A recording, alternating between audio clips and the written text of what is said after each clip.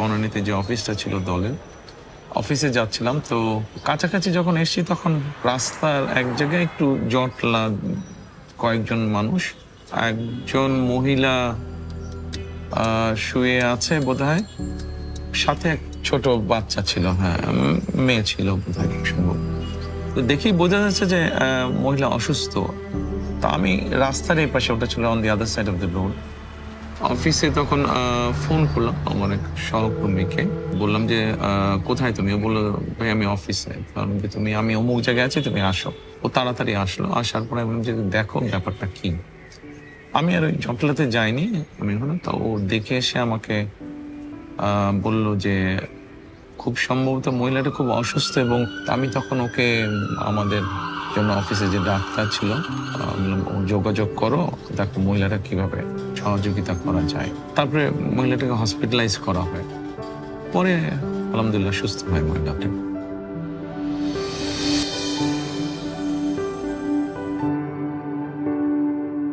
একটা কর্মসংস্থানের ব্যবস্থা মনে হয় করা হয়েছিল, যেখান থেকে মিনিমাম একটা তার ইনকাম হয়, যেখান থেকে সে মোটামুটি চলতে পারে।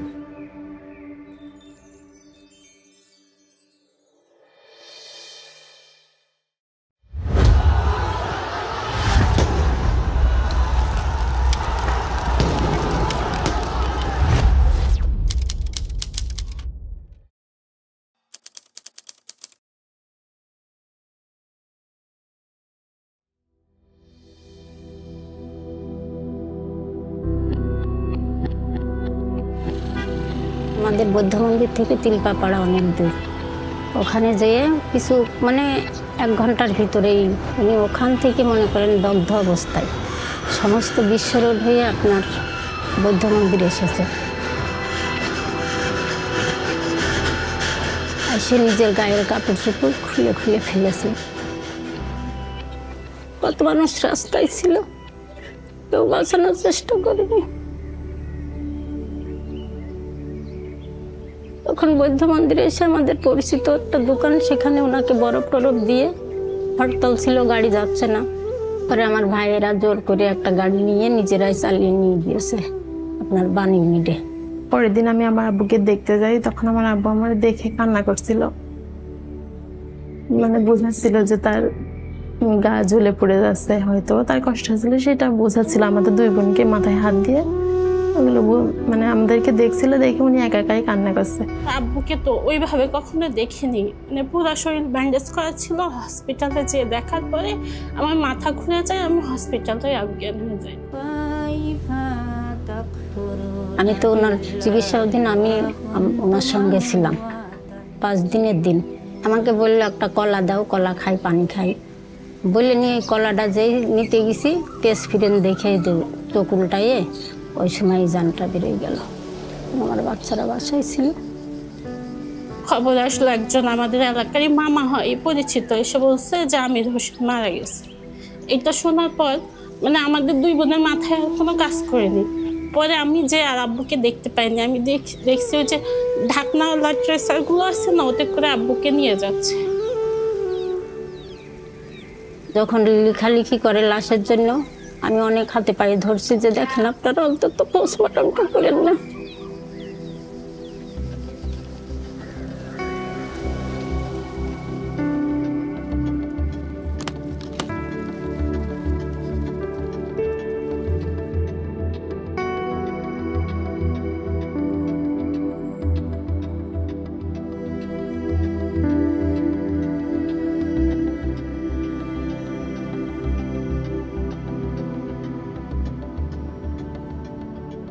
তখন পরিস্থিতি খুবই ভয়াবহ ছিল। আম্মু তো সংসারের কিছু ওইভাবে জানতো না।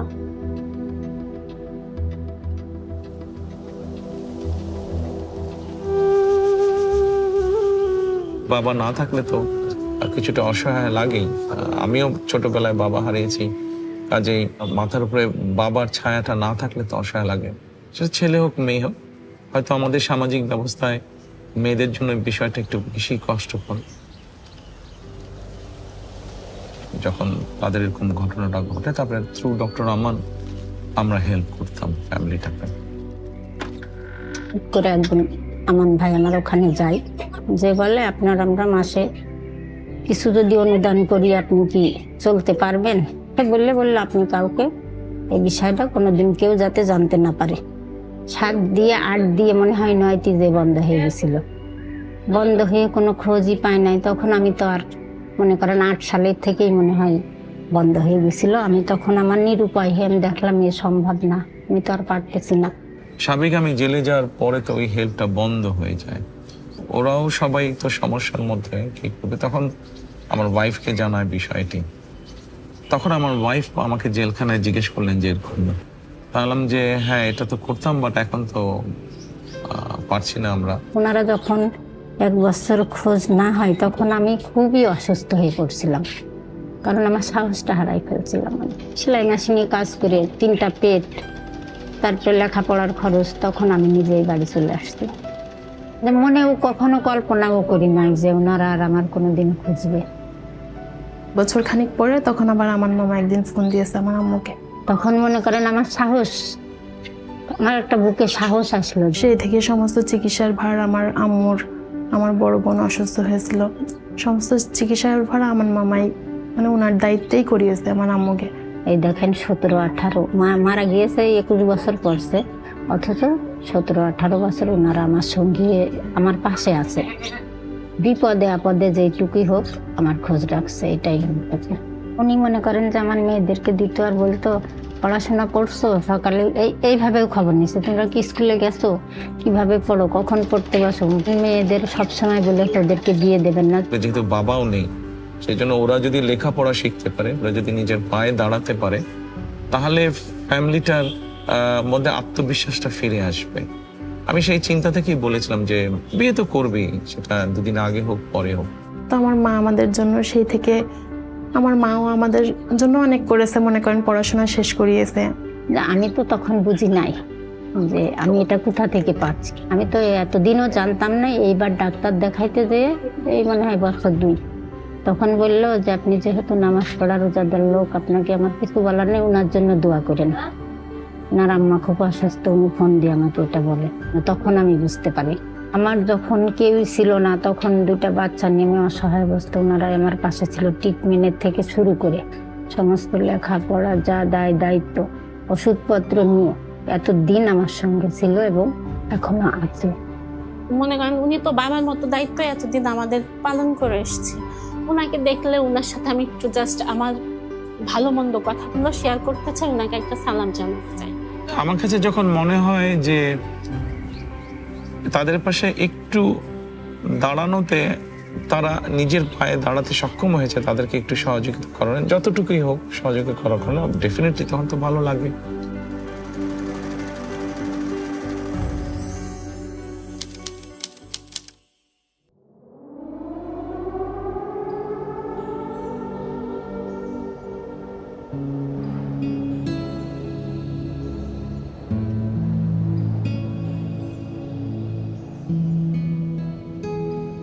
সময়টা ছিল শীতের সময়। জেলখানায় আমার সাথে একটা ছেলে থাকতো। ওই ছেলেটা আমাকে এমনি কথায় কথায় বলছে যে জেলখানায় এরকম অনেক মানুষ আছে, গরিব মানুষ আছে, বিশেষ করে বয়স্ক মানুষ। মহিলাদের ক্ষেত্রে এটা আছে বেশি, পুরুষদের ক্ষেত্রেও আছে। অনেকে এরকম আছে যাদেরকে কেউ দেখতে আসে না, যাদের কোনো ফ্যামিলি তেমন আসে না, গরম কাপড় নেই এদের। জেল থেকে যে কম্বল দেয় ওই কম্বলই আছে, কিন্তু ওই কম্বলটা সারাক্ষণ আপনি শরীরে রাখতে পারবেন না। তো সোয়েটার নেই বা শল নেই। তা আমি ওর ঘটনাটা শুনলাম, শুনে আমি চুপচাপ থাকলাম। তার বলার কিছু নেই, আর করার তো অবশ্যই তখন কিছু নেই। তো পরবর্তীতে কোর্টে ডেট ছিল আমার, তার কয়েকদিন পরে কোর্টে ডেট ছিল। কোর্টে গেলাম আমি। কোর্টে যাবার পরে আমার এক সহকর্মী, ওর নাম রুমন, তো আমি কাছে ডাক দিয়ে ওকে বললাম যে এক কাজ করো, কিছু মহিলাদের শলটা হলে একটা সুবিধা হয় কি, আর যেটা চাদর সেটা রাত্রে ঘুমোতেও পারে, বা দিনের বেলায় সেটা শীত লাগলে সেটা গায়ে জড়িয়েও ধরতে পারে। কিন্তু কম্বল তো সবসময় আপনি ব্যবহার করতে পারবেন না, এক্সেপ্ট ঘুমানোর সময় ছাড়া। কারণ যে পুরুষদের জন্য কিছু সোয়েটার এবং মহিলাদের জন্য কিছু শল তুমি একটু আমাকে এনে দাও, জেল অথরিটি ওনাদের কাছে তুমি পৌঁছে দাও, আমি ওনাদের সাথে কথা বলবো। তখন জেলে ডিআইজি ছিলেন একজন মেজর হায়দার। আমি রুমনকে বললাম যে তুমি ওনার কাছে পৌঁছে দিও, আমি ওনার সাথে কথা বলবো। পরে রুমন ওগুলা ওনার কাছে নিয়ে গেছিল, তবে আমি তার আগেই আমি যখন ফিরে আসলাম আবার জেলে নিয়ে আসলো আমাকে, তো ওনার সাথে ওই দিন কি পরের দিন বোধহয় আমার দেখা হলো।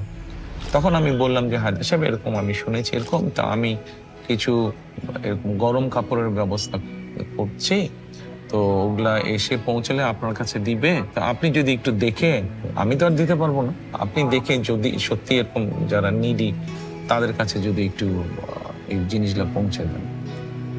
তো পরে ওনারা দিয়েছিলেন, ওনারা পরে পৌঁছে দিয়েছিলেন।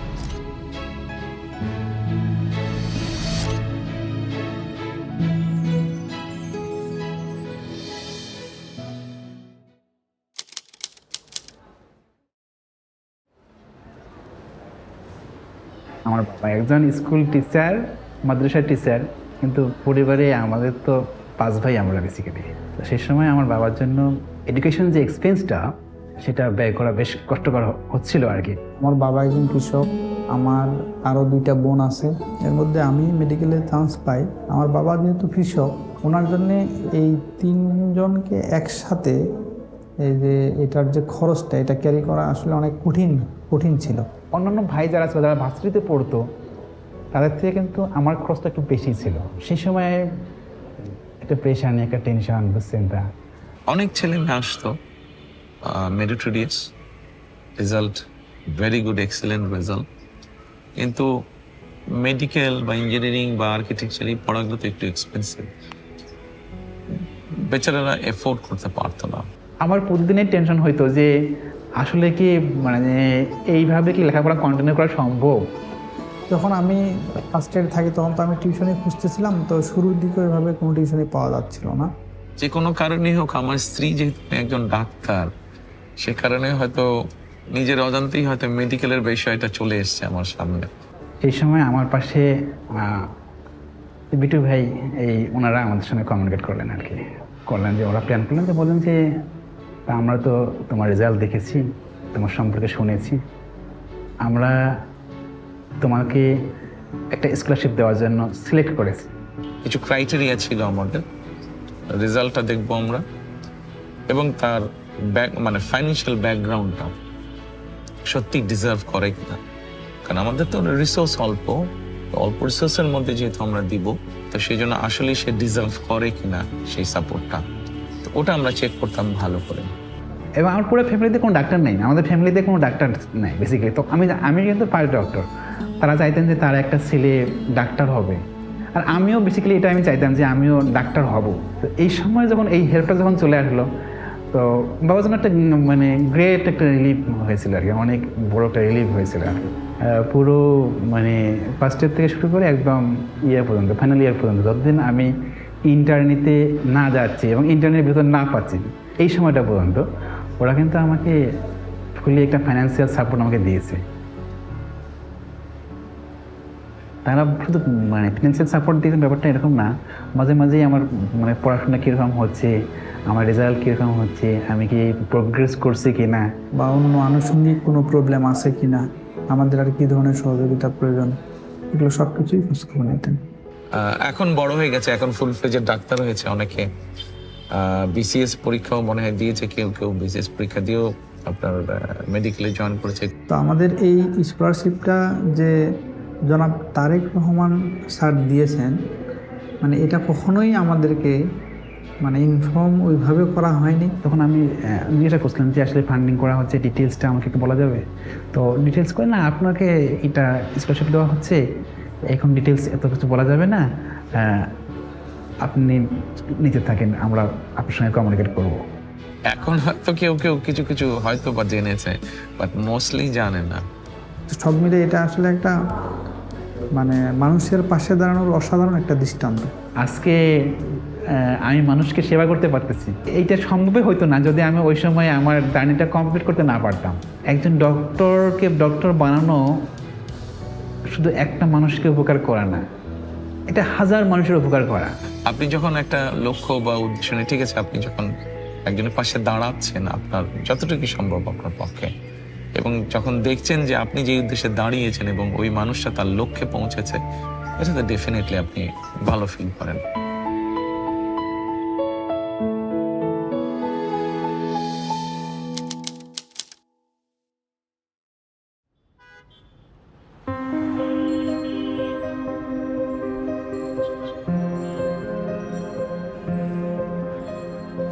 পুরো পৃথিবীতেই মানুষ এবং প্রাণীর সমান কোএক্সিস্টেন্স থাকা উচিত।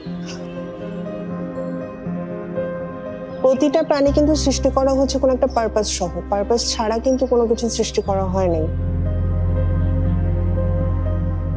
ওরা তো বলতেও পারে না যে আমার খিদা লাগছে বা আমার এই জায়গাটায় ব্যথা, তাহলে ওদের প্রতি আমাদের রেসপন্সিবিলিটিটা আরো অনেক বেশি হওয়ার কথা না?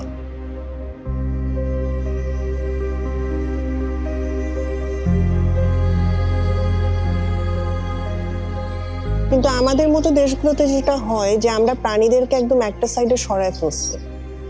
আমি ছোট থেকে যেটা দেখতাম যে ওদের চোখ তুলে ফেলছে, কান কেটে নিচ্ছে, লেজ কেটে নিচ্ছে, হাত পার উপর দিয়ে গাড়ি চলে যাচ্ছে, ওরা ওভাবেই পড়ে আছে, কেউ দেখছে না। তো ছোট থেকে এই অবস্থাটা দেখতে দেখতে আমার ইচ্ছা ছিল আমি ওদের জন্য কিছু একটা করব। ক্লাস 5-এ থাকতাম, প্রথম কুকুরের বিড়ালের বাচ্চা নিয়ে আসছিলাম বাসায়। তো তখন থেকে শুরু করে 2013-এ আমার এতগুলো বিড়াল হয়ে যায় বাসার ভিতরে যে আমি চিন্তা করি যে আমার যেহেতু এখানে একটা জায়গা আছে, আমি এটাকে শেল্টারে কনভার্ট করব। ওই প্ল্যান করে আমি বিল্ডিংটা করি এবং তারপর এখানে মুভ করি ঢাকা থেকে। আমি স্ট্রে অ্যানিমাল নিয়ে মূলত কাজ করছি। এরা এমন অবস্থা থেকে আসে যে অনেক বয়স্ক হয়ে গেছে, দাঁত নাই, চোখ নাই, রাস্তায় সার্ভাইভ করতে পারছে না, গাড়ি ধাক্কা দিয়ে চলে যাচ্ছে।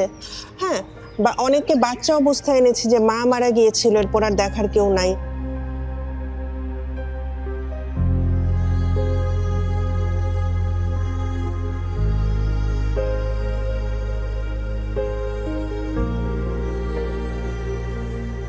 আমাদের এখানে অনেকগুলো আছে চোখে দেখতে পায় না, ওরা একটু এদিকে ওদিকে ঘুমায় থাকে, খুব একটা মুভ করে না। আর হাফ প্যারালাইজড অনেকগুলো আছে যারা ঠিক মতো হাঁটতে পারে না। তোরা রাস্তায় খাবার পাবে কিভাবে আর খাবে কিভাবে, যেখানে সুস্থ কুকুরে সার্ভাইভ করে না। প্রত্যেকটি প্রাণী, জীব কোনো না কোনোভাবে মানুষের উপকার তো করছেই। আমরা সৃষ্টির সেরা সৃষ্টি আল্লাহ, সেজন্য আমাদের দায়িত্ব এই যে কোনো জীব প্রাণীর প্রতি যত্নশীল হওয়া। সোশ্যাল মিডিয়া অথবা কোনো বাংলাদেশি টিভি চ্যানেলে খুব সম্ভব দেখেছিলাম কোনো একটা প্রোগ্রামে যে ও বেশ স্ট্রাগল করছিল, মানে যেহেতু এই ধরনের স্ট্রে ক্যাট বা ডগকে নিয়ে এসে বিশেষ করে যারা ইনজুরিও হেল্প করে, কিন্তু ও ওরকম সহযোগিতা বোধহয় পাচ্ছে না। তখন আমি ঢাকায় আমার এক সহকর্মী বললাম যে একটু যাও তো, তুমি দেখে আসো তো কি বিষয়টা কতটুকু ঠিক বেঠিক বা সঠিক। 2018-এর দিকে মেহেদি ভাই আমাদের সাথে প্রথম যোগাযোগ করেন over the phone. And to be honest, আমি তখনও জানতাম না যে উনি আসলে কে বা কার পক্ষ থেকে উনি ডোনেশনটা দিচ্ছেন। উনি এখানে আসছেন, শেল্টার উনি ভিজিট করে যান। ও দেখে এসে আমাকে পরে রিপোর্ট করলো। তো তখন আমি এবং আমার মেয়ে আলোচনা করে আমরা সিদ্ধান্ত নিলাম যে ঠিক আছে, আমাদের পক্ষে তখন যতটুকু সম্ভব ছিল ওর কুকুর বিড়ালের আমরা যেটা করেছিলাম যে খাবারের কষ্টটা বেশি হয়, তো খাবারের ব্যাপারে যতটুকু সহযোগিতা করা যায়, তাহলে মাসিক ভিত্তিতে আমরা ওকে বললাম ঠিক আছে। পরে আমি আমার যে সহকর্মীকে পাঠিয়েছিলাম ওকে আবার বললাম যে তুমি গিয়ে বলো যে আমরা খাবারের ব্যাপারে এই পরিমাণ আমরা সহযোগিতা করতে চাই, যদি ওরা এগ্রি করে তাহলে আমরা স্টার্ট করবো এটা। তো তখন তারপরে আমরা তাকে এখন পর্যন্ত আমরা চেষ্টা করছি কন্টিনিউ করতে।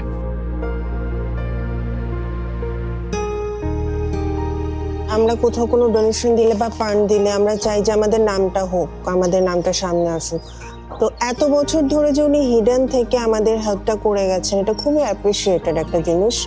এবং আমি যখন জেনেছি জিনিসটা খুব অবাক হয়েছি। ওনারা যে উদ্যোগটা নিয়েছে এটা তো আগে নেওয়া হয়নি। তো শুধু ফান্ডিং দেওয়া বলে না, একটা অ্যাম্বুলেন্সের উদ্যোগ নেওয়া হয়েছিল, ওনাদের একটা অ্যানিম্যাল ওয়েলফেয়ার অ্যাসোসিয়েশন করা হয়েছে। আমাদের কিন্তু অ্যানিম্যাল ওয়েলফেয়ার ডিপার্টমেন্ট বলতে কিছু নাই। তো এটা ওনারা যে শুরু করেছেন এটা তো ফার্স্ট, এটা অবশ্যই মানে একটা মাইল ফলক আমাদের জন্য।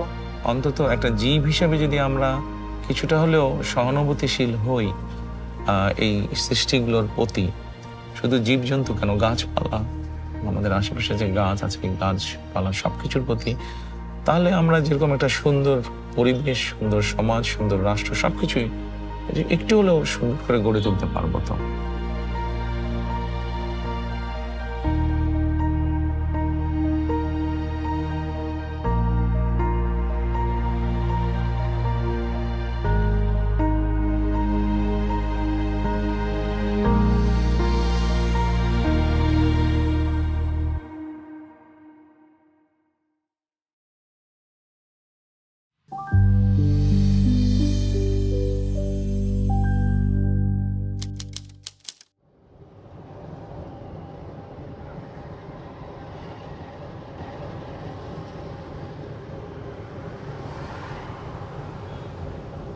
প্রথম ছেলে গেল আলট্রাসাউন্ড করবার, প্রথম গেছে মেডিকেলতে বাইরে পরে গেছে আলট্রা করবার যাব। এই টাইমে সরব দুজন দাঁড়াই দিছে, দাঁড়াইতে যখন সরব পার ওপর গেছে তখন অ্যাক্সিডেন্ট হয়ে গেছে।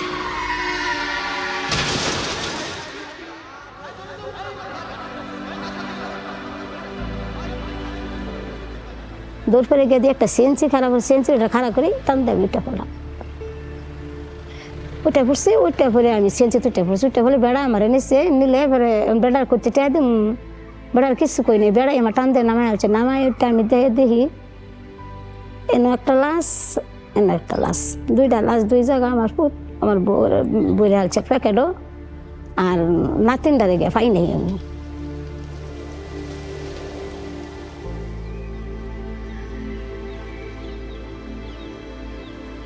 আবুর মাথা এখানে ছিল না, সব মাথাটা ছিলান ছিল, মাথা এলে গেছে, আব্বার মুখ দেখা গেছিল না, আব্বারে চেনা গেছিল না।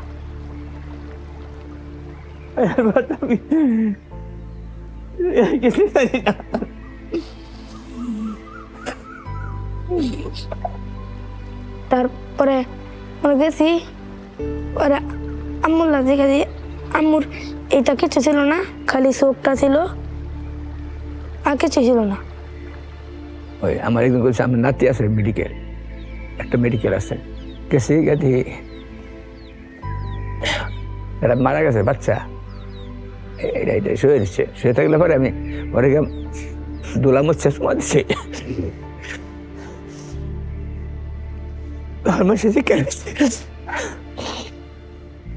মারা গেছিল সঞ্জিদা, 3 বছর বয়স, 5 ছোট ছিল হয়। ডাক্তার করে আমরা নাতি আরেকটা আছে, এটা তো মারা গেছে, এবার নাতি আরেকটা পরে ওই গেছি দিয়ে নাতি আমার কুলো দিচ্ছে, পরে ডেনা হয়ে গেছে মেডিকেল ফটো চালাইয়া। ফাতেমা তার মা বাবার মুখ সে দেখে নাই, আমরা দেখতে পারছি, সে দেখতে পারে না।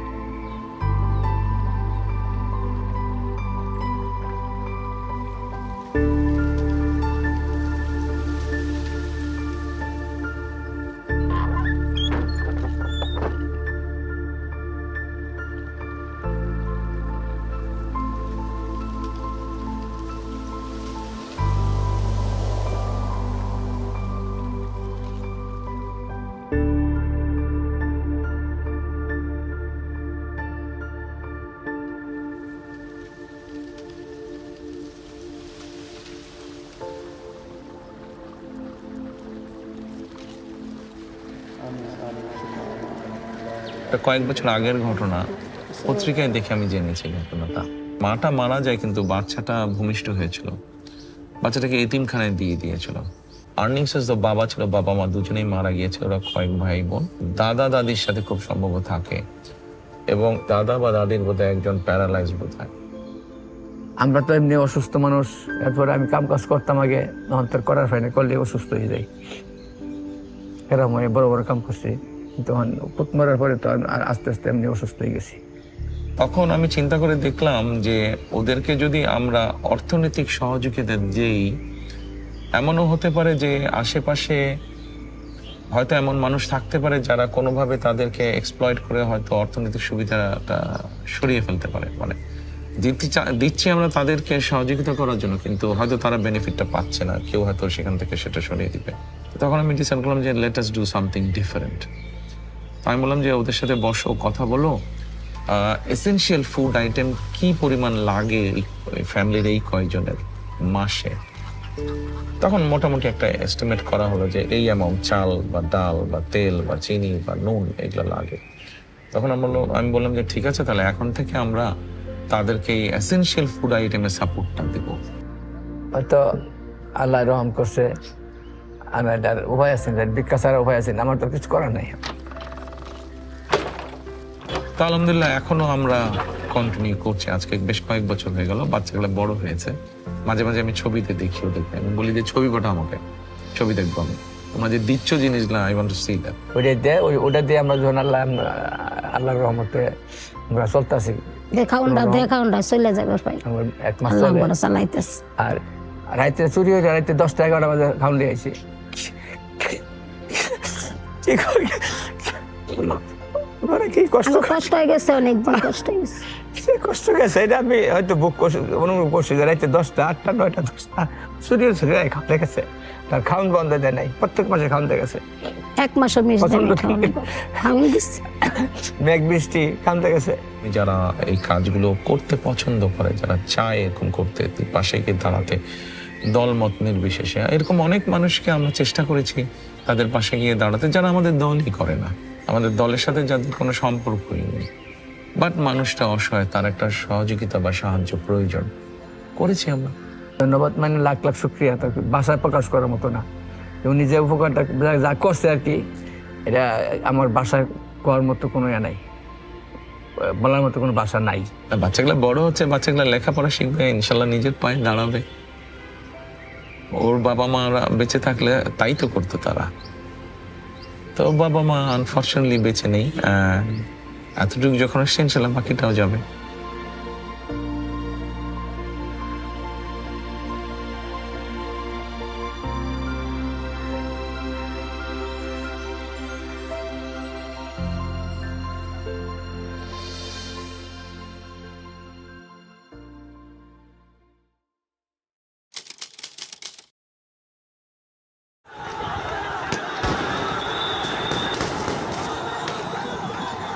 পাঁচ তারিখে আমার ছোট বোন আম্মার বাসায় গেছে, তখন আমরা রাজকোনাতেই থাকি।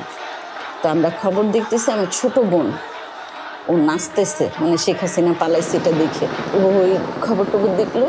4টা বেজে গেছে, ওর ফ্রেন্ডরা ফোন দিতেছে নিচে নামার জন্য। তো ও চলে যাইতেছে পরে আমাকে বলতেছে আম্মু আমি যাই। আমি কইছি আব্বু যেখানে যাও সন্ধ্যার মধ্যে চলে আসো, আম্মু তুমি টেনশন করো না, আমি চলে আসবো। তো নিচে যে 2 বন্ধুর সাথে চলে গেছে। 7:12 আব্দুল্লাহকে 2বার ফোন দিছি, ধরে নেয়। 7:19 আবার ফোন দিছি, 2বার ধরে নেয়। 3বারের মাথায় ও ধরছে। 36 সেকেন্ড ওর সাথে আমার কথা হয়েছে। সালাম দিয়ে শুধু বলছি বাবা তুমি কোথায়? ও বলছে আম্মু এয়ারপোর্টের মাথায়।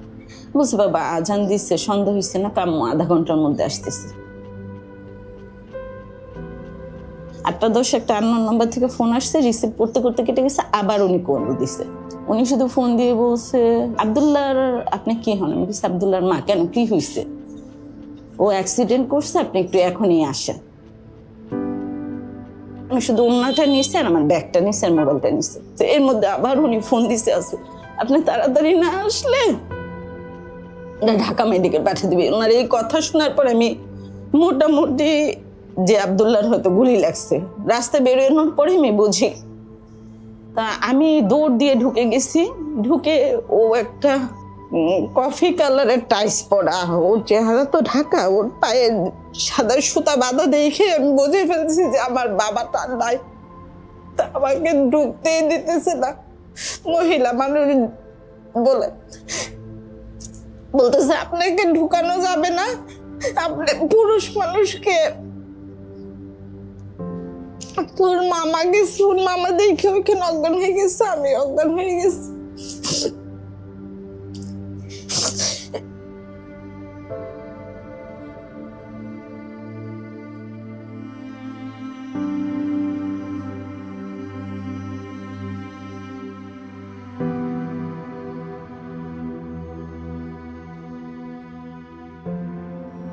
আব্দুল্লাহ হসপিটালে যাওয়ার পর শুধু 3-4 বার বলছে আমি বাঁচবো না, আমার আম্মাকে ফোন দেন, আমার আম্মু আসলে আমি ঠিক হয়ে যাবে, এবং ও আমার নাম্বারটাই দিছে। আব্দুল্লাহ মারা গেছে 5 তারিখে, আমি 8 তারিখ থেকে হসপিটালে ভর্তি জিসানকে নিয়ে। 19 তারিখে ধরা পড়ছে ওর ক্যান্সার, ক্লোন ক্যান্সার 3rd স্টেজে। তো একটা মার জন্য এরপরে শোনার কি বাকি থাকে? যতটুকু মনে পড়ছে এই ঘটনাটা আমি সোশ্যাল মিডিয়ার মাধ্যমে জানতে পারি। জানার পরে আমি আমাদের বিএনপি পরিবারের আহ্বায়ক রুমন বহু বছর, গত 20-25 বছর ধরে রুমন আমার এই কাজগুলোতে আমাকে সহযোগিতা করে। তো আমি রুমনকে তখন বললাম যে আচ্ছা এটা দেখলাম, তুমি একটু যাও তো দেখো কি ব্যাপার, গিয়ে দেখে সবকিছু জেনে শুনে আমাকে জানাও। তো দেন রুমন ওখানে যায়, মায়ের সাথে কথা বলে। অসম্ভব অসহায়তার একটা ঘটনা সেদিন আমি জানলাম। আব্দুল্লাহ মারা যাওয়ার 14 দিন পর থেকে যুদ্ধ শুরু হয়েছে। আমি ছেলের জন্য কান্না করবো না, এই ছেলেকে নিয়ে হসপিটাল দৌড়াবো। ওর ট্রিটমেন্ট চলমান অবস্থায় তার বাবা স্ট্রোক করে মারা গেছে।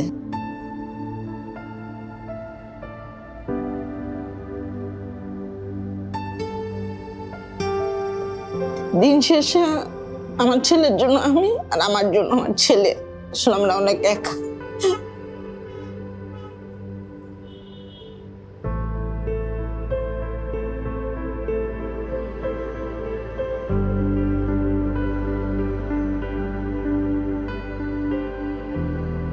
ভদ্রমহিলা বিভিন্ন জায়গায় বোধহয় গিয়েছিলেন, খুব সম্ভবত সেভাবে সহযোগিতা পাননি।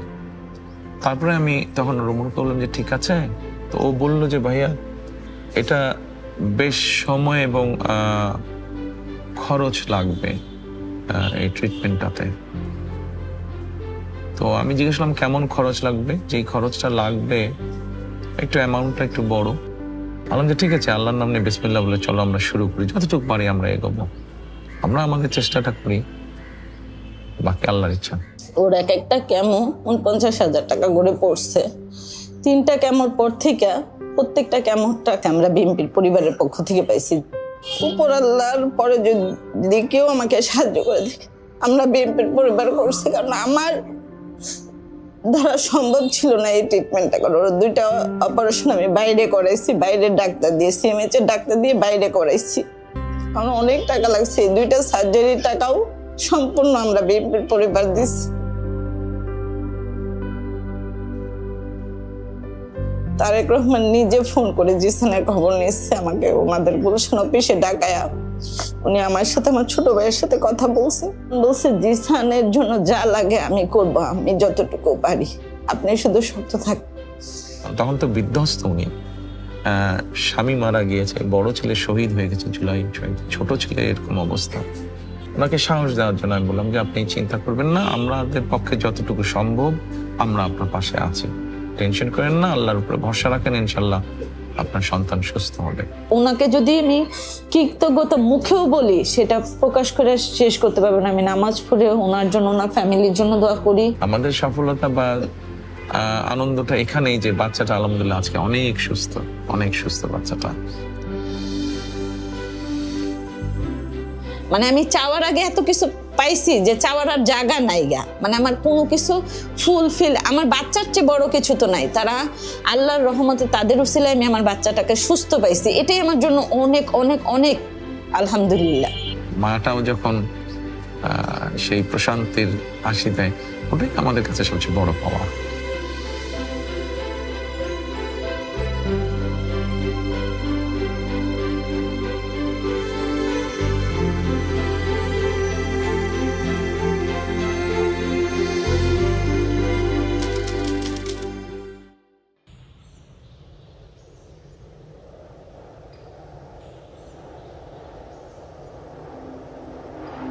তিনটে বোন আমরা, আমাদের ভাই নেই। বোনেরা বাপ থেকে মামা বাড়ি থেকে বিয়ে হয়েছিলেন, তারা বিকে যাচ্ছিল। যখন বাচ্চা হয়েছে তখনই এর বাপ যশোর যেতে, তখন আর কাকের কাছে জিজ্ঞেস করিলাম, যে বাপ কোথায়, তখন বলছে যে যশোরে থাকে। এই দিয়ে দেখার পরে আর হসপিটালও দেখতে গেছিল, দেখছি বই দেখেই তো ও সোফায় চলে গেছে। যখন ছেড়ে দিয়েছে তখনই বলেছে। ওখানে 8 মাস ছিলাম শ্বশুর বাড়ি, তারপরে মামা বাড়ি পাঠাই দিয়েছিল। মামা বাড়ি থেকে তাই কয়েক মাস থাকার পরে তাই কাবার দিয়ে দিয়েছিল। এটুকুই চাইছিলাম যে আমার বাচ্চা যাতে তার বাপের পিতৃ পরিচয় চাই পাই, যাতে দাদা বাড়ি যাতায়াত করতে পারে। শুধু আমার কাছে থাকবে না, তার দাদা বাড়িরও তো দরকার আছে। দাদা বাড়ি যাতায়াত করবে, দাদা বাড়ি যাবে তারা। এখনো বাপের ইসির দিক থেকেও কষ্টেই আছে, কারণ আমার কাছে অনেক সময় বলে এটা ভাই আমি বলতে পারি না। যখন আমার বাচ্চা জিজ্ঞেস করে সবার আব্বু আছে, সবাই বলে ওঠে আমার বাচ্চার অনেক পেরেন্ট, মানে কথা বলে বড় মানুষের মতো ইয়ে বলতে গেলে আমার আমি বলতে পারি না। যে অনেক অনেক প্রশ্ন করে, যখন সবাই আমার ওই স্বাস্থ্য ভাইরা আছে বাচ্চারা সবাই মা আব্বু বলে কোলে ওঠে, তখন আমার বাচ্চাও অনেক সময় ভুল কেমনে মামাকে বাপ বলে ডেকে ফেলে, বুঝছেন।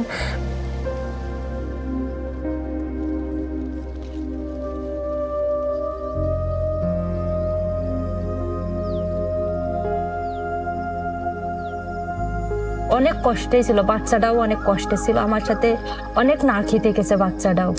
ওষুধ মনে করেন সবসময় আমারও ডাক্তারের কাছে রাখতে হয়, একটার পর একটা হতেই থাকে, একটার পর একটা হতেই থাকে, বেশিরভাগ ও ডাক্তারের কাছেই থাকে।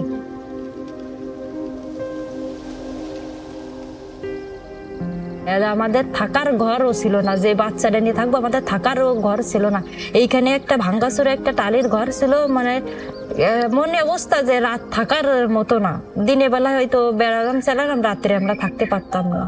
পত্রিকা বা সোশ্যাল মিডিয়ার মাধ্যমে আমি জেনেছি। তারপরে আমি আমার অভ্যাস মতো আমার টিমকে আমি বলেছি আচ্ছা এই বিষয়টা কি, একটু তোমরা আগে নিজেদের মতন করে জানো।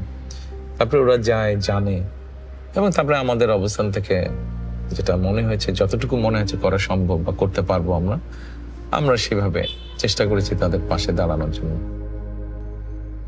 তার এসে আমাকে বললেন আমার বাচ্চার পাশে সুবিধা অসুবিধার জন্য পাশে থাকবে, লেখাপড়ার খরচ দিবে, আবার বলেছে তোমাকে একটা থাকার স্থান করে দেওয়া হবে ঘর। তা আমার ওই যে দেখতে পাচ্ছেন আপনারা এই ঘরটা তিনি করে দিয়েছেন, আলহামদুলিল্লাহ। এই আমার বাচ্চা নিয়ে ওই ঘরে আমি থাকতে পারবো। আর তিনি বলেছেন যে লেখাপড়ার খরচ নিব, দায়িত্ব তিনি পাশে থাকবে। একটি স্বাভাবিক বাচ্চার ভবিষ্যৎ যেমন হওয়া উচিত, ওই বাচ্চাটার ভবিষ্যৎও চেষ্টা করবো আমরা সেভাবেই গড়ে তুলতে। বাচ্চাটা এখন ছোট আছে, কয়দিন পর একটু বড় হবে, যখন স্কুলে যাওয়ার বয়স হবে ও স্কুলে যাবে ইনশাল্লাহ, শিক্ষা গ্রহণ করবে। এক সময় তার যেই যোগ্যতা আছে, মেধা আছে, সেটার ভিত্তিতে সেইভাবে সে এগিয়ে যাবে। হ্যাঁ, তারেক রহমান তিনি মানে আমাদের কষ্ট বুঝেছেন, যে তিনি একটা আসলে আমার কাছে মনে হয় তিনি একটা মহান মানুষ, যে আমাদের পাশে দাঁড়াইছেন, যে গরিবের পাশে দাঁড়াইছেন। তার শুভাকাঙ্ক্ষী হিসাবে আমরা যারা আছি, আমরা যতটুকু পারি তাকে সহযোগিতা নিয়ে তার পাশে দাঁড়াবো, তার সাথে থাকবো।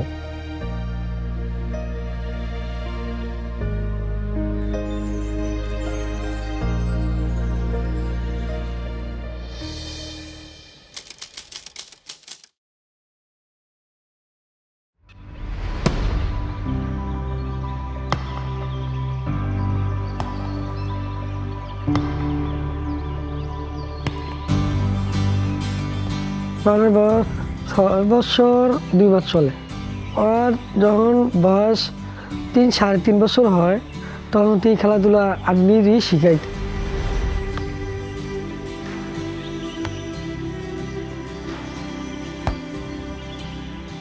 সর্বপ্রথম আমার শ্বশুরি একটা বল দিয়েছিল প্লাস্টিকে, মানে তাই সে ছোট ছিল, একটা হাঁটা শিখছে, ওই সময় একটা প্লাস্টিকের বল এনে দিয়েছিল। ওই থেকে মানে বল হাতে নেই, ওই খেলতে লাইতে পরে হ্যাঁ বাবা একটা বল এনে দিছে। আমার দোকানের সামনে আমি ফজর নামাজ পড়ি, ডেলি শিখাইতাম, অন্তত 1 থেকে 1.5 ঘন্টা। যখন 2-5-6 মাস খেলা শিখছে, তখন দেখি নিজেই সেতুভাবে আরও কয় আব্বা বল খেলতে জায়গা, হ্যাঁ খুব আগ্রহ। তখন দেখলাম আস্তে আস্তে যেটা শিখেই আল্লাহ দিলে সেটাই দেওয়া শিখে। বা শিখতে চেষ্টা করে, তখন আমি বুঝছি না আস্তে আস্তে মোটামুটি ভালো একটা কিছু করবে। আমাদের এলাকায় অনেক পোলাপাইন আছে, মোবাইলে ভিডিও করে টুরা প্রথম ইয়া করছে, পরে চ্যানেল আছে না, চ্যানেলে আসলো, সবাই আইসা এটা ভিডিও টিডিও করে ভাইরাল করছে। আমাদের দলের একজন নেতা আছে আমিনুল, সবাই ওকে ফুটবলার আমিনুল হিসেবে জানে। যখন আমরা পরিকল্পনা করলাম যারা এরকম প্রতিভাবান আছে তাদেরকে আমরা আস্তে আস্তে আস্তে খুঁজে বের করব, তখন আমি আমিনুলকে বললাম যে আমিনুল, তুমি এক কাজ করো, তুমি তোমার মতন করে খোঁজ করো এরকম প্রতিভাবান শিশু, কিশোর, যুবক কোথায় আছে। এবং তখন খুঁজতে গিয়ে আমরা এই ছোট বাচ্চাটাকে খুঁজে পেলাম। আমি সাইকেলের কাজ করি, মেকানিক কাজ, অত 500 টাকা কাজ করি, এটা দিয়ে আমি সংসার চালাই, চলি। তখন আর বোর্ডও ছিল না, জার্সি আমার দেশের পোলাপাইনে 2টা জার্সি দিয়েছিল, ওই জার্সি দিয়া খালি পাই খেলাধুলা করতো। এরপরে গোলরক্ষক আমিনুল সাহেব আসলো, আইসা সোহানারে কিছু উপহারও দিছে, বুট, প্যান্ট, জার্সি, তারপরে বল। ছেলেদের মধ্যে হোক, মেয়েদের মধ্যে হোক, যার যেই প্রতিভাটা আছে তাকে আমরা চেষ্টা করব সেই প্রতিভাটা আরো যাতে বিকশিত হতে পারে সেই সুযোগটা তৈরি করে দেওয়ার জন্য। ছেলে তো দেশের হয়ে খেলবো, ভালো একটা কিছু করবো, এটাই তো আমার স্বপ্ন, যাতে এটাই দেশের ভালো কিছু করাই তো আমার ভালো কিছু করা। আমাদের এই প্রতিভাবানদেরকে যদি বের করি এবং ওদেরকে যদি একটা স্কোপ তৈরি করে দিতে পারি আমরা, তারা আরো বিকশিত হবে। ছোট্ট মিছিল আরো লইতে পারি, এগুলো গেঞ্জিগুলো আরো হতে পারে, সাত দিয়ে আরো লইতে পারি, তারপরে নিচের মধ্যে আরো লইতে পারি, তারপর আবার কত কিছু পারি। আমি ধন্যবাদ জানাই জনাব তারেক রহমান সাহেব আর গোলরক্ষক আমিনুল সাহেব, তারা আমার মাসে কিছু অর্থায়ন দেয়। এটা দেওয়ার পরে এখন মোটামুটি আমার স্বাভাবিকভাবে ভালোভাবে আমি চলি, প্ল্যান পড়ালেও করাইতে পারি, আমার এখন সত্যি তো সহজ হয়। তারেক রহমান সাহেবকে আমি মনে করি ঠিক আছে আমার মাথার উপরেই রাখি। তার কাছে আমি কৃতজ্ঞ যে আমার ছেলের পাশে দাঁড়াইছে। আমাদের লক্ষ্য উদ্দেশ্যটা হচ্ছে যে এই প্রতিভাবানদেরকে যদি আমরা প্রপারলি ট্রেনিং এর ব্যবস্থা করতে পারি, তাহলে এই মানুষগুলোকে দিয়ে আমরা দেশের জন্য সুনাম সম্মান বয়ে নিয়ে আসতে পারি, যেটা ভেরি মাচ পসিবল, আমি দৃঢ়ভাবে বিশ্বাস করি।